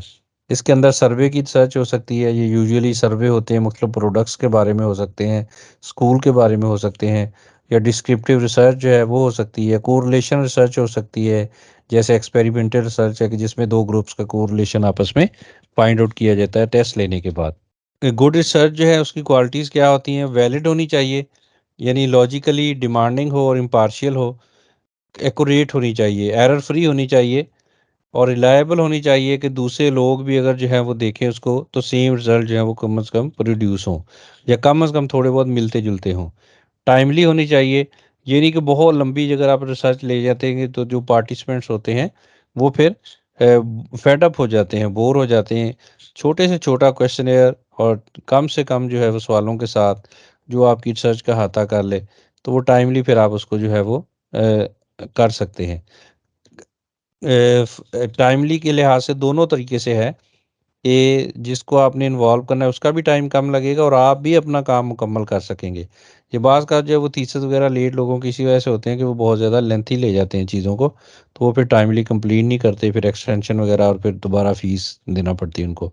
और वे कंप्लीट होनी चाहिए कि आखिर में जो आप अपने जो है वो पूरे डिसीजन जो है उनको ड्रॉ करें और लोगों के सामने उनको रखें। तो ये रिसर्च की गुड क्वालिटी रिसर्च की है एक। और रिसर्च प्रपोजल जो है उसको अगर हम देखें तो रिसर्च प्रपोजल के अंदर स्टेप्स जो होते हैं, ये चैप्टर होते हैं, उसके अंदर 5 और बाद जो है उसको 6 भी कर लेते हैं, बाद इसको 4 तक ले आते हैं। इंट्रोडक्शन, उसके अंदर प्रॉब्लम को सिलेक्ट किया जाता है पहले, फिर स्टेटमेंट ऑफ द प्रॉब्लम होती है, प्रॉब्लम को बयान किया जाता है 1-2 पैरों के अंदर, और फिर हाइपोथेसिस फर्ज किया जाता है, और फिर वेरिएबल जो है उनको डिस्कस किया जाता है कि कौन कौन सी चीज़ें मेरी रिसर्च पर जो है वो असरअंदाज हो सकती हैं। लिमिटेशंस भी बाज़ का इसमें लिख दी जाती हैं कि कौन कौन सी जो है वो लिमिटेशंस है मेरी रिसर्च की, कि मेरी रिसर्च जो है वो कहाँ तक होगी। मसलन अगर आप 9th-10th पे रिसर्च कर रहे हैं तो आप लिमिटेशन में कर सकते हैं कि ये सिर्फ मेल स्कूल्स के मुतल्लक होगी, ये सिर्फ फीमेल स्कूल्स के मुतल्लक होगी। लिमिटेशंस से मुराद तहदीदात, यानी उसकी हदूद क्या है आपकी रिसर्च की। उसके बाद दूसरे चैप्टर के अंदर रिव्यू और रिलेटेड लिटरेचर होता है, जिस पर आप जो है वो इस रिसर्च से रिलेटेड जो आपने चूज़ किया है टॉपिक, आप में बहुत से लोगों ने ये काम किया भी होगा, इसलिए हम इसको जो है वो फोकस नहीं कर रहे ज़्यादा, कि रिव्यू ऑफ रिलेटेड लिटरेचर के अंदर आप दीगर रिसर्चर जो है उनको देखते हैं कि मेरे इस मसले के मतलब जो है वो बाकी लोगों ने क्या कहा है, कौन कौन सा काम किया है, उनके आप जो है हवाले देकर एक बाकायदा उसका तरीका है, APA स्टाइल है, अमेरिकन साइकोलॉजिकल एसोसिएशन, उन्होंने एक पूरा स्टाइल दिया हुआ है सोशल साइंसेज के लिए रिसर्च का। तो उसको जो उसके तहत आप अपने रेफरेंसेस जो है वो एंड पर बुक में अपने थीसिस के अंदर देते भी हैं।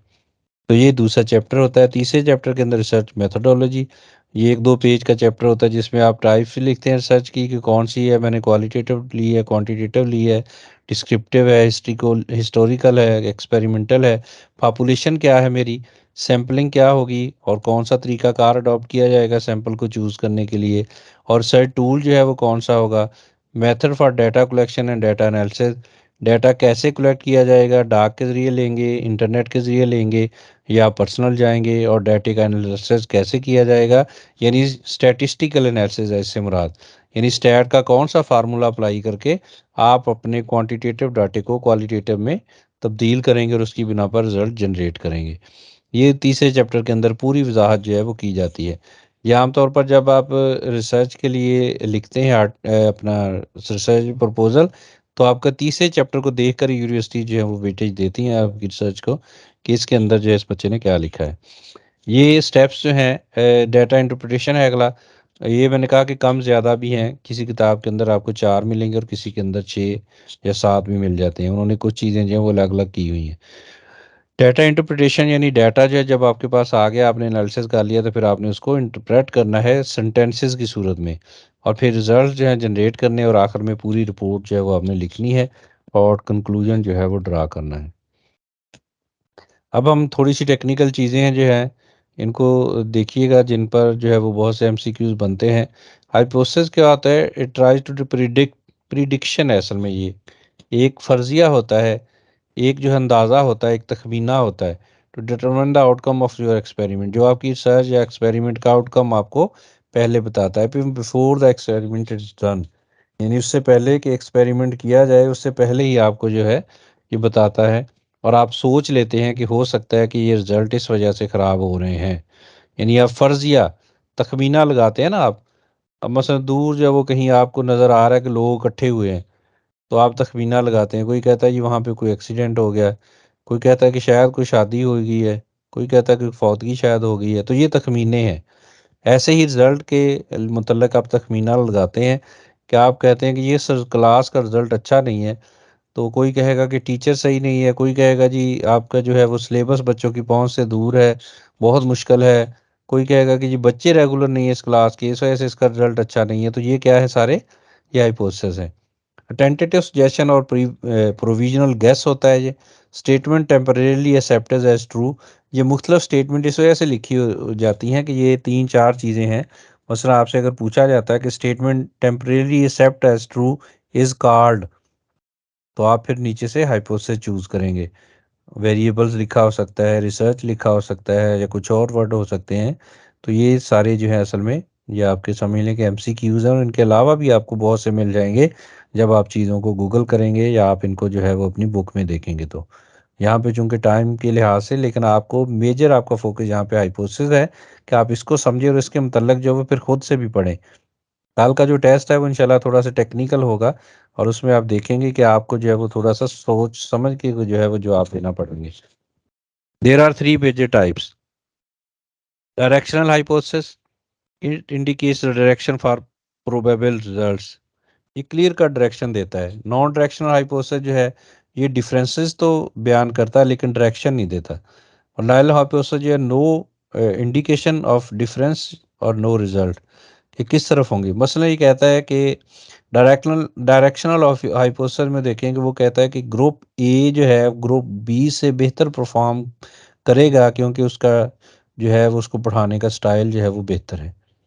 तो इसने डायरेक्शन भी दे दी है, उसकी परफॉर्मेंस यानी उसका रिजल्ट जो है वो भी बयान कर दिया है। लेकिन जो नॉन डायरेक्शन है ये कहेगा कि ग्रुप ए और बी की परफॉर्मेंस में डिफरेंस है, होगा, लेकिन किस ग्रुप की में होगा वो ये नहीं बताएगा। नॉन डायरेक्शनल ऑफिसर्स में डायरेक्शन नहीं होगी कि ग्रुप ए बेहतर परफॉर्म करेगा या ग्रुप बी परफॉर्म करेगा। डिफरेंस इंडिकेट करेगा ये कि परफॉर्मेंस में फ़र्क आएगा, लेकिन किसकी में आएगा ये नहीं बताएगा। और पहले वाला जो वो बताएगा कि ग्रुप ए की परफॉर्मेंस ग्रुप बी से बेहतर होगी क्योंकि उसको अच्छे तरीके से या एक एक्टिविटी बेस्ड टीचिंग के ज़रिए पढ़ाया जा रहा है। और तीसरा जो है नल हाइपोथेसिस, इसमें वो कहते हैं कि नो इंडिकेशन ऑफ डिफरेंस या रिजल्ट। ये कहता है कि ग्रुप ए या बी की परफॉर्मेंस में फ़र्क हो भी सकता है और नहीं भी हो सकता। ठीक है, तो इस तरीके से ये तीनों जो है वो मेजर टाइप्स हैं हाइपोथेसिस की। वेरिएबल्स जैसा कि नाम से ही ज़ाहिर है कि इसको मैनिपुलेट किया जा सकता है, कंट्रोल किया जा सकता है और ऑब्जर्व भी किया जा सकता है। यानी कुछ ऐसे भी होते हैं जिनको सिर्फ देखा जा सकता है। ऐसी चीज़, आम अल्फाज में अगर आप कहें, ऐसी चीज़ जो आपकी रिजल्ट पर असरअंदाज होती है उसको क्या कहते हैं? वेरिएबल्स, जिनको के वेरी हो सकते हैं वो और उनको मैनिपुलेट किया जा सकता है। मसलन आप एक क्लास ले रहे हैं और क्लास जो है वो रोड के करीब है, तो आप देखेंगे कि गाड़ियां गुजर रही हैं, शोर हो रहा है और सारी चीज़ें जो है वो बच्चों की परफॉर्मेंस पर असरअंदाज हो रही हैं। तो अब आप इस चीज़ को मैनिपुलेट कर सकते हैं, कंट्रोल कर सकते हैं। कैसे कर सकते हैं? कि आप उस क्लास को उठाकर दूसरी जगह बिठा लें, उसका रिजल्ट बेहतर होना शुरू हो जाएंगे। एक क्लास के एक बच्चा है वो खिड़की के पास बैठता है और आप देखते हैं कि वो दिन ब दिन उसकी परफॉर्मेंस डाउन होती जा रही है, तो फिर आप जो है वो देखते हैं कि वो असल में बाहर ही देखता रहता है, वो पढ़ाई की तरफ तवज्जो नहीं देता। तो आप इसको भी कंट्रोल कर सकते हैं। तो यानी इनमें कुछ ऐसी चीज़ें होती हैं जो कंट्रोल हो सकती हैं और कुछ ऐसी चीज़ें होती हैं जो कंट्रोल नहीं कर सकते। एन एलिमेंट, फीचर और factor that is liable to very और चेंज, यानी ऐसी कोई भी चीज़ जो मुख्तलफ हो सकती है और तब्दीली का बायस बन सकती है। A statement temporarily accepted as true, able to be changed और अडॉप्टेड। ये सारी जो है इसकी डेफिनेशंस है। इसकी भी 3 मेजर टाइप्स हैं। इंडिपेंडेंट वेरिएबल्स हो सकते हैं, variable that manipulated by the researcher, जिनको कि मैनिपुलेट किया जा सकता है। और डिपेंडेंट वेरिएबल होते हैं टक्कर as a result of independent variable. अगर इंडिपेंडेंट वेरिएबल को मैनिपुलेट किया जाए तो फिर ये इंडिपेंडेंट वेरिएबल जो है ये नतीजे के तौर पर सामने आते हैं। और तीसरा जो एक्सट्रॉनियस वेरिएबल है ये अनकंट्रोल्ड होते हैं, ये जो है वो रिसर्चर की पहुंच में नहीं होते। अब ये देखें ज़रा इनकी मिसाल के तौर पर समझाने के लिए। इंडिपेंडेंट वेरिएबल और फिर आगे डिपेंडेंट वेरिएबल, एक काज है और दूसरा उसका रिलेशनशिप होगा। अमाउंट ऑफ वाटर जो है, आप पौधों को पानी दे रहे हैं, तो आप जैसे जैसे अमाउंट ऑफ वाटर जो है उसको परफेक्ट करते जाएंगे, प्लांट की ग्रोथ जो है वो बढ़ती जाएगी। अब ये आप इसको मैनिपुलेट कर सकते हैं, यानी अगर आप वाटर कम देंगे तो प्लांट की ग्रोथ कम हो जाएगी और हो सकता है ज़्यादा पानी देने से भी प्लांट जो है वो सही ग्रो ना करे। लेकिन अगर आप अमाउंट सही कर देंगे तो वो प्लांट जो है वो सही तरीके से ग्रो कर जाएगा, जैसे अभी मैंने आपको क्लासरूम की मिसाल भी दी है। तो डिपेंडेंट इंडिपेंडेंट यानी कि जो खुद मुख्तार होता है। अब देखें कि अमाउंट ऑफ वाटर जो है इस पर असर नहीं होगा, आप इसको कम कर दें या ज़्यादा कर दें, लेकिन ग्रोथ जो है उसकी डिपेंड कर रही है इस इंडिपेंडेंट वेरिएबल के ऊपर। मेरी बात क्लियर हुई है या नहीं? कि प्लांट की ग्रोथ जो है वो डिपेंड किस पे कर रही है? वाटर की अमाउंट के ऊपर। तो इस वजह से इसको क्या कहेंगे? Dependent variable. और अमाउंट ऑफ वाटर जो है वो इंडिपेंडेंट है क्योंकि उस पर कोई फ़र्क नहीं पड़ेगा वाटर को। आप उसको कम दे लें, ज़्यादा दे लें, लेकिन उसके कम या ज़्यादा होने की वजह से पौधे को फ़र्क पड़ेगा। ये दोनों में फ़र्क है। आ गया जी पॉपुलेशन और sample. A research population are known and well defined collection of individual और objects known to have similar characteristics, कि जो एक जैसी कैरेक्टरिस्टिक्स रखते हैं लोग, उनको पॉपुलेशन कहा जाता है। मसलन 9th क्लास के तमाम स्टूडेंट्स, 8वीं क्लास के तमाम बच्चे, गवर्नमेंट हाई स्कूल के तमाम बच्चे, मेल स्कूल्स के तमाम बच्चे, फीमेल स्कूल्स के तमाम बच्चे, नशा करने वाले अफराद, ये सारे पॉपुलेशन है। एक होमोजीनियस जिनकी क्वालिटी हो, एक ही कबीले से, एक ही ग्रुप से ताल्लुक़ रखते हों, सिमिलर कैरेक्टरिस्टिक्स हों, वो पॉपुलेशन है। All individual or objects within a certain population usually have a common binding characteristics or trait, जिनकी खूबियाँ और उनकी जो ट्रेट्स हैं वो कॉमन होती हैं। और सैम्पलिंग पहले भी बताया कि ये उसके अंदर से थोड़ा सा आपने चूज़ करना है। मसलन खाना बना रहे हैं, फीमेल हैं सारी क्लास के अंदर, तो मैं मिसाल दूंगा आपकी ज़िंदगी से ही, कि खाना बनाते हुए आप जो है वो चेक करते हैं तो थोड़ा सा सालन निकाल के या चंद चावल के दाने निकाल के आप चेक कर लेते हैं गल गए या नहीं गले, नमक मिर्च ठीक है सारा कुछ। तो आप पूरी देग तो चेक नहीं करते ना, या पूरी पतीली तो चेक नहीं करते ना। तो वो पूरी पतीली आपकी पॉपुलेशन है, और वो जो चंद चावल या थोड़ा सा सालन आपने निकाला है वो आपका सैंपल है। सैंपल की बिना पर आप कंक्लूजन ड्रा करते हैं कि मेरा सालन ठीक है, मेरे चावल जो हैं वो ठीक पक गए। Sampling means selecting the group that you will actually collect data from in your research. आप अपनी रिसर्च में जिससे डाटा कलेक्ट करेंगे, जिन लोगों से आप सवालनामा फिल करवाएंगे, वो सैंपल हैं। और जिन पर उस रिजल्ट को जनरलाइज करेंगे, मसलन आपने 9th के स्टूडेंट्स को जनरलाइज करना है, लेकिन आप तो 4 स्कूलों से सवालनामा फिल कराएंगे, लेकिन आपके जो रिजल्ट्स हैं वो सारे 9th के स्टूडेंट्स पर अप्लाई होंगे, आपकी जो टारगेट पॉपुलेशन होगी। For example, if you are researching the opinion of student in your university, you could survey a sample of 100 students. University में 4000 स्टूडेंट है, 1000 स्टूडेंट है, तो आप 100 से जो है वो राय ले लें, तो उन्हीं की राय का मतलब। अब मसला आप देख लें यूनिवर्सिटी में कि सोशल मीडिया जो बच्चों पर क्या असरअंदाज हो रहा है, नेगेटिव है पॉजिटिव है, तो आप सबसे तो पूछ नहीं सकते ना। आप 100 150 200 बंदे से पूछेंगे, 10% यूजुअली जो है वो लिया जाता है। ये बल्कि नोट कर लें कि सैंपल जो है वो 10% कम से कम होना चाहिए, तो फिर उसके रिजल्ट जो हैं वो ज़्यादा बेहतर होते हैं। लेकिन अगर पॉपुलेशन बहुत ज़्यादा है, मसलन पूरा पंजाब है, तो फिर आप इसको सैंपल को कम भी कर सकते हैं, क्योंकि पूरे पंजाब का अगर आप 9th क्लास के स्टूडेंट्स का 10% लेंगे तो वो बहुत ज़्यादा बन जाएगा। तो फिर अगर पॉपुलेशन जैसे बढ़ती जाएगी, सैंपल का साइज़ जो है वो आप कम भी कर सकते हैं। थोड़ी पॉपुलेशन है तो सैंपल का साइज़ बड़ा होगा, और पॉपुलेशन अगर ज़्यादा है तो सैंपल का साइज़ आप छोटा कर सकते हैं। स्टैटिस्टिक्स के अंदर sampling allows you to test a hypothesis about the characteristics of population and result generated on the basis of sample. ये वही बात जो है वो दोबारा से अगेन एंड अगेन लिखने का मकसद मैंने पहले भी आपको बताया था कि आपके ज़्यादा से ज़्यादा एमसीक्यू जो हैं वो तैयार हो सकें, वो किसी भी तरीके से सवाल दे तो आपको समझ आ जाए कि ये भी उसी चीज़ के मतलब जो है वो बात की जा रही है। ये देखें कि ये तस्वीर ही आपको जो है वो पढ़ने की भी ज़रूरत नहीं है, ये तस्वीर ही आपको दिखा रही है। ये पूरा एक दायरा है, इसके अंदर जितने भी लोग हैं ये थे पॉपुलेशन, और ये जो एक बाहर निकाले हुए हैं एक त्रिकोण सी, थोड़े से लोग, तो ये क्या है, ये सैंपल है। यानी वो सारी पॉपुलेशन क्या होगी जिस पर रिजल्ट जनरलाइज करने हैं। तमाम डॉक्टर हो सकते हैं, स्कूल के तमाम बच्चे हो सकते हैं, तमाम पाकिस्तानी हो सकते हैं, और 14-15 से 45 साल की उम्र की तमाम औरतें हो सकती हैं, या कुछ और। Can you sample the entire population? आप अपने आप से सवाल करें कि क्या आप इन सब से सवालनामा फिल करवा सकते हैं? नहीं करवा सकते ना। तो इसके लिए आपको पर्पज़ सैंपल का यही है कि आपको आपके काम में आसानी मुहैया करता है। ये भी उसी के मतलब बनाया गया है कि सैंपल को आप देखेंगे ये 3 दायरे लगाए गए हैं। टारगेट पॉपुलेशन क्या है? पूरी पॉपुलेशन जो है, मसलन 15 से 45 साल की तमाम औरतें। और स्टडी पॉपुलेशन जो है वो आपकी, वो आप कहेंगे कि तहसील कमालिया के अंदर पाई जाने वाली, या किसी भी तहसील के अंदर पाई जाने वाली 15 से 45 साल की औरतें। और सैंपल आपका कौन सा होगा जिनको आप चूज़ कर लेंगे, वो आगे फिर तरीके आ रहे हैं कि कैसे आपने चूज़ करना है।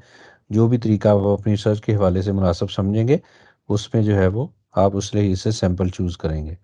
इसमें 2 टाइप्स हैं सैंपल की, प्रोबेबिलिटी सैंपलिंग है और नॉन प्रोबेबिलिटी सैंपलिंग है। ये प्रोबेबिलिटी जो सैंपलिंग है, इसके अंदर जो है हर बंदा जो है वो एक जैसा चांस रखता है सिलेक्ट होने का। ग्रेटर देन 0 होगा और हर बंदा जो है वो इक्वल चांस रखता है कि वो भी सिलेक्ट हो सकता है, वो भी हो सकता है, वो भी हो सकता है।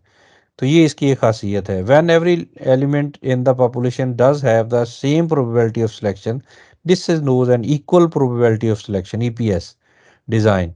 ईपीएस डिज़ाइन से क्या मुराद है? तो ईपीएस डिज़ाइन जो है वो क्या है? Equal probability of selection of sample. ये जो है वो कैसे होता है ये आगे हम देखेंगे। दूसरी टाइप जो है वो नॉन प्रोबेबिलिटी सैम्पलिंग है। इसके अंदर जो है वो ऐसा सैम्पलिंग मेथड या एलिमेंट्स जो है वो लिए जाते हैं कि ये कुछ लोगों को जो है वो सिलेक्ट करता है।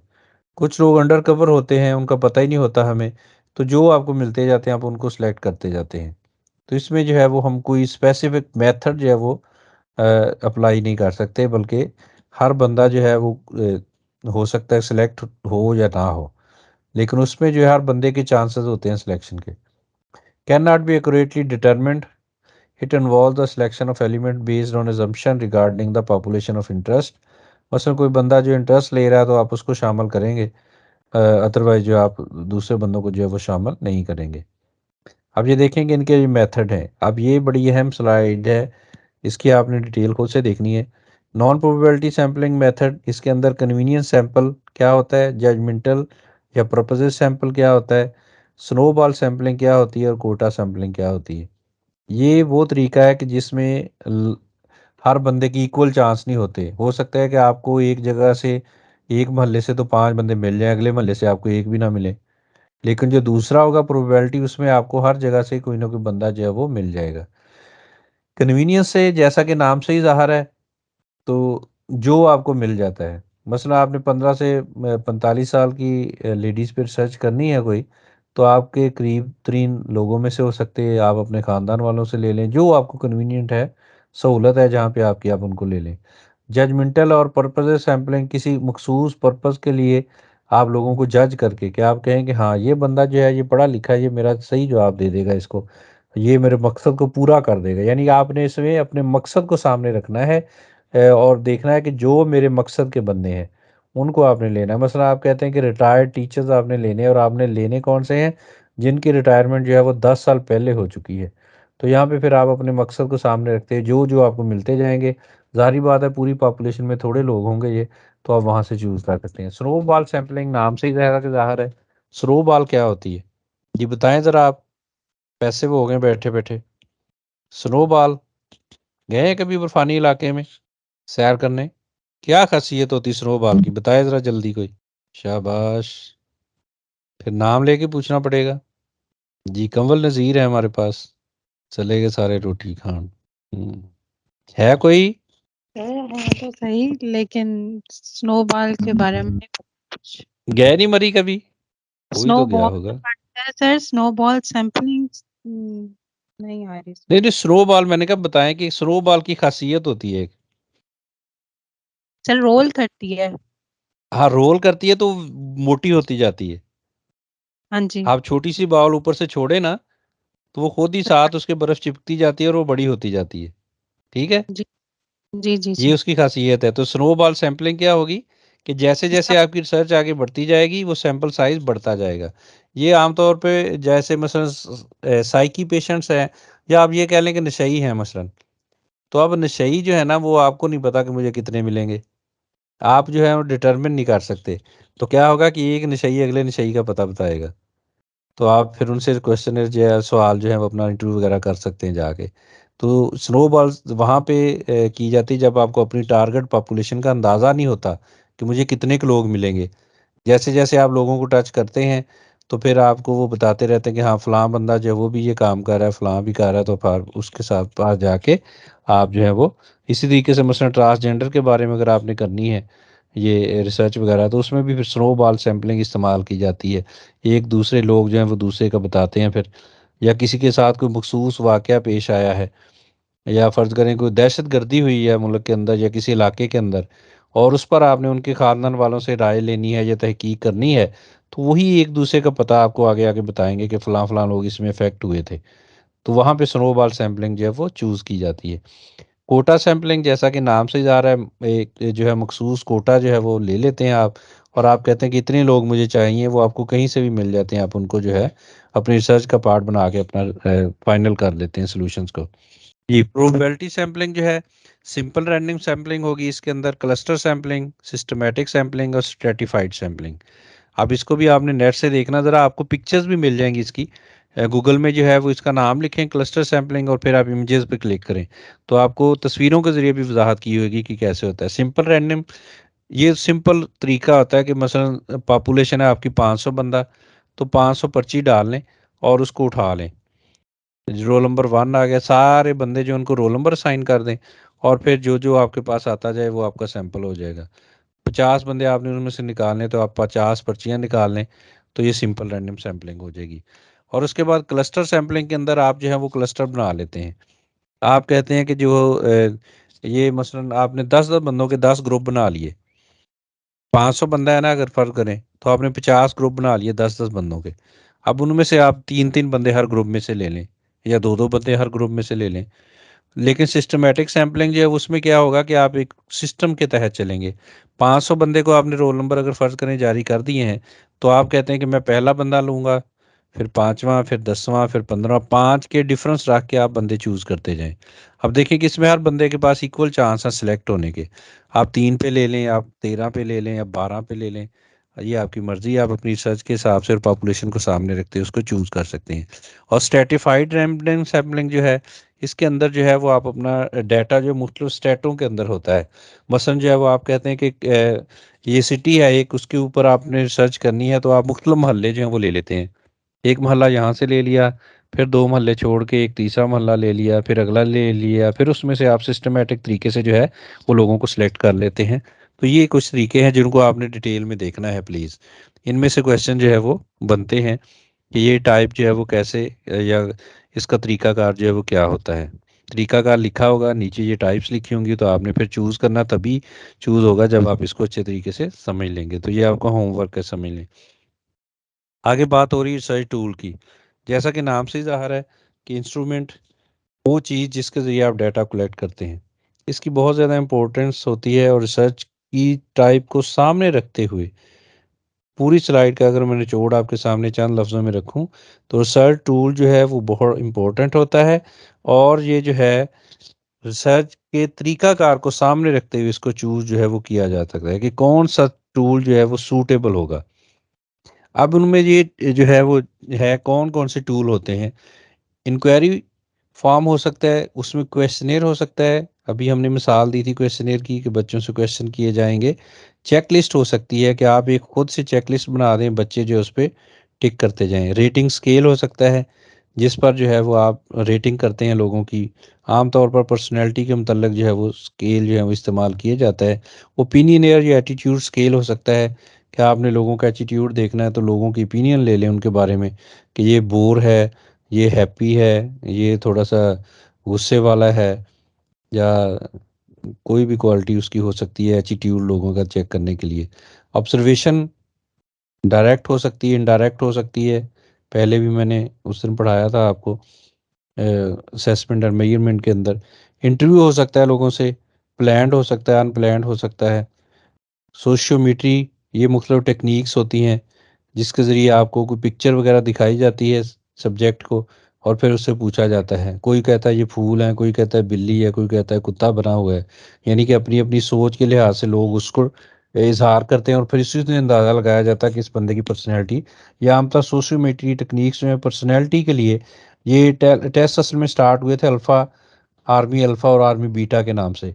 दूसरी जंग अज़ीम में जब बहुत ज़्यादा फ़ौजियों की ज़रूरत पड़ी और इतना टाइम नहीं था, तो फिर ये जो है वो नाम मेरे जहन में नहीं आ रहा, उसने ये तरीका दिया था, मैं इंशाल्लाह आपको ग्रुप में लिख के भेजूंगा कि ये टेक्निक उसने इस्तेमाल की। आर्मी अल्फ़ा पढ़े लिखे लोगों के लिए था और आर्मी बीटा जो है वो अनपढ़ लोगों को फ़ौज में शामिल करने के लिए टेस्ट था। तो ये सोशियोमेट्री टेक्निक्स जो हैं उस वक्त ये ईजाद हुई थी, और फिर उसकी बिना पर फैसला होता था कि इस बंदे को भर्ती कर लिया जाए और इसको ना किया जाए। साइकोलॉजिकल टेस्ट, अचीवमेंट टेस्ट है आपका, एप्टीट्यूड टेस्ट, इंटेलिजेंस टेस्ट, इन सब को हम पढ़ चुके हैं उस दिन मेजरमेंट की सूरत में, मेजरमेंट के लेक्चर में, तो आपने वहाँ से इनको देखना है। ये कुछ मिसाल के तौर पे सिर्फ आपको दिखाया जा रहा है कि ये चेकलिस्ट होगी ऐसे कि मसला आपने जो है do you have these qualities, अपनी क्वालिटीज़ को मेजर करना है या किसी के मतलब आपने ये लेनी है, तो आप कहते हैं boldness, yes no, activeness, assertiveness है, उसमें कॉन्फिडेंस है, इमोशनल स्टेबिलिटी है। ठीक है, ये तरीके से आपने उसकी तमाम क्वालिटी जो है उनको रेट करना है। ये चेक लिस्ट जो है वो बनी हुई होगी। रेटिंग स्केल में आप जो ABCD के हवाले से strongly agree, agree, disagree, neither agree, not disagree या न्यूट्रल इसको कह लें, डिसएग्री हो सकता है। तो ये my child is safe while at school, तो कोई कहेगा स्ट्रांगली एग्री, कोई कहेगा स्ट्रांगली डिसएग्री। जिसके बच्चे को चोट लगी होगी वहाँ पे वो कहेगा स्ट्रांगली डिसएग्री हूँ। जिसके बच्चा जो है वो बहुत ज़्यादा खुश तबीयत है और वहाँ से भी खुश खुश आता है, वो कहेगा स्ट्रांगली एग्री।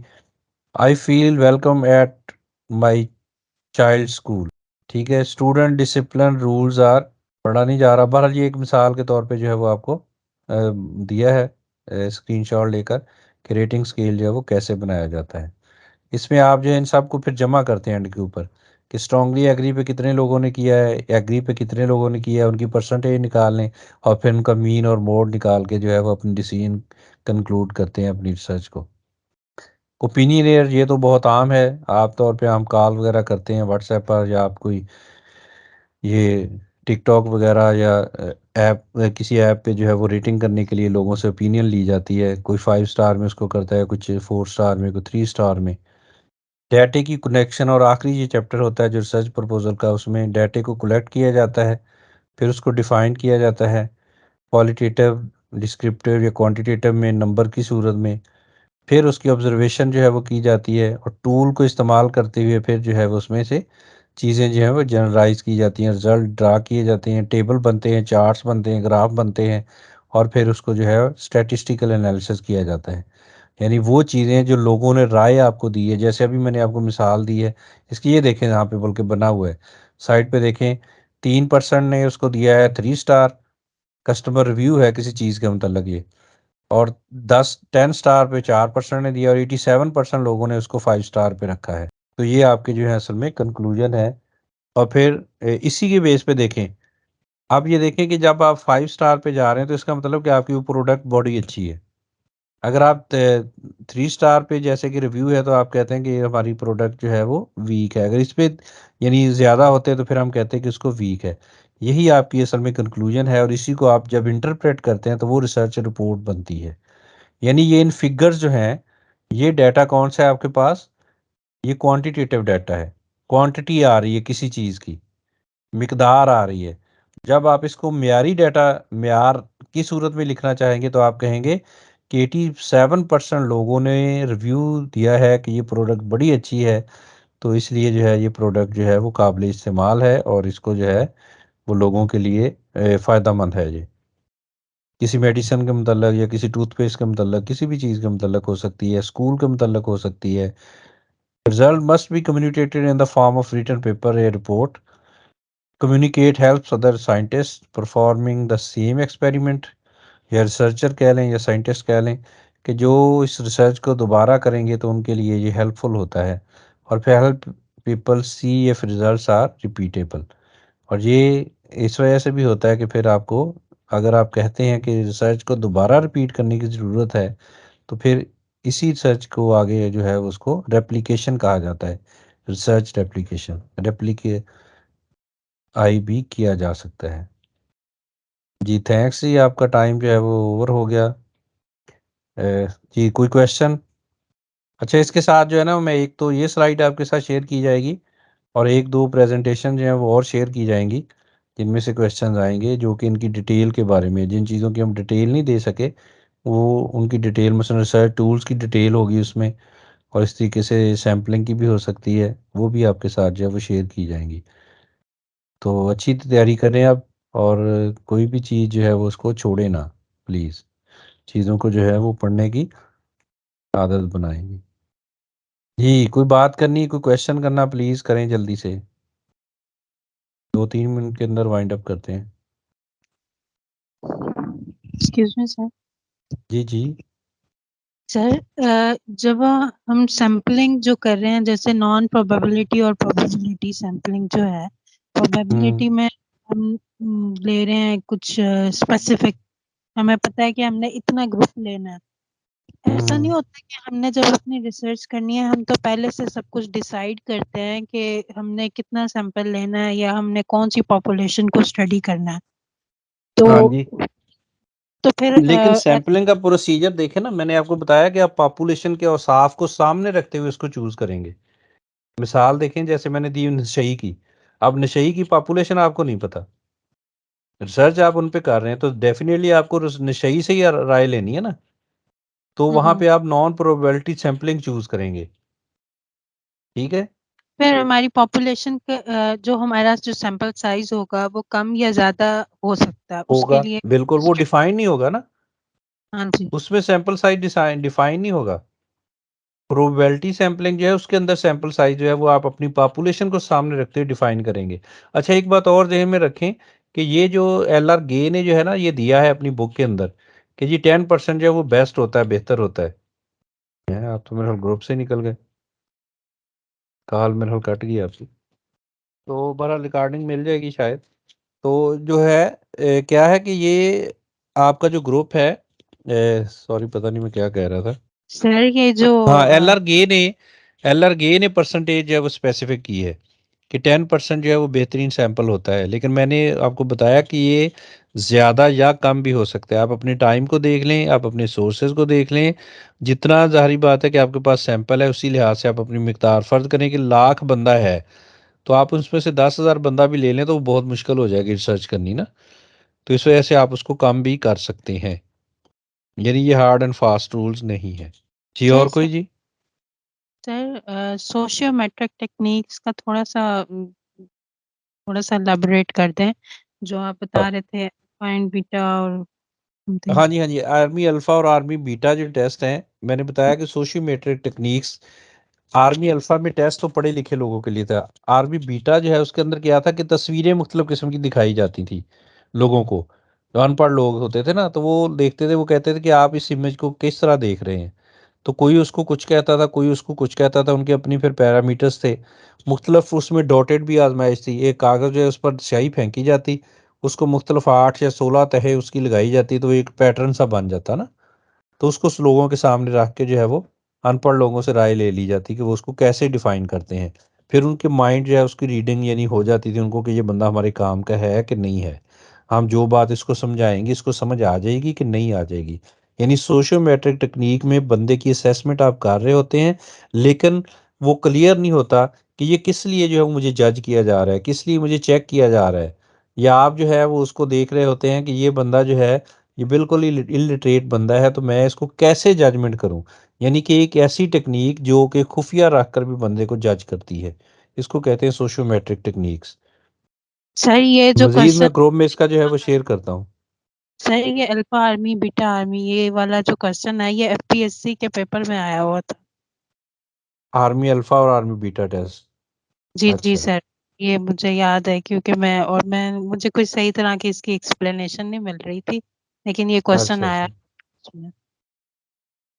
ठीक है सर, अच्छा जी, थैंक चलें, ये आर्मी अल्फा जो है ना ये वर्बल टेस्ट था असल में, कुछ स्केल जो है उनको चेक करने के लिए, बीटा टेस्ट जो है वो एक एग्ज़ाम सा समझ लें कि जो जिसके अंदर जो है वो ऐसी टेक्निक थी कि जिसमें बंदा जो है लिटरेट बंदा जो है वो भी इसका जवाब दे सकता है।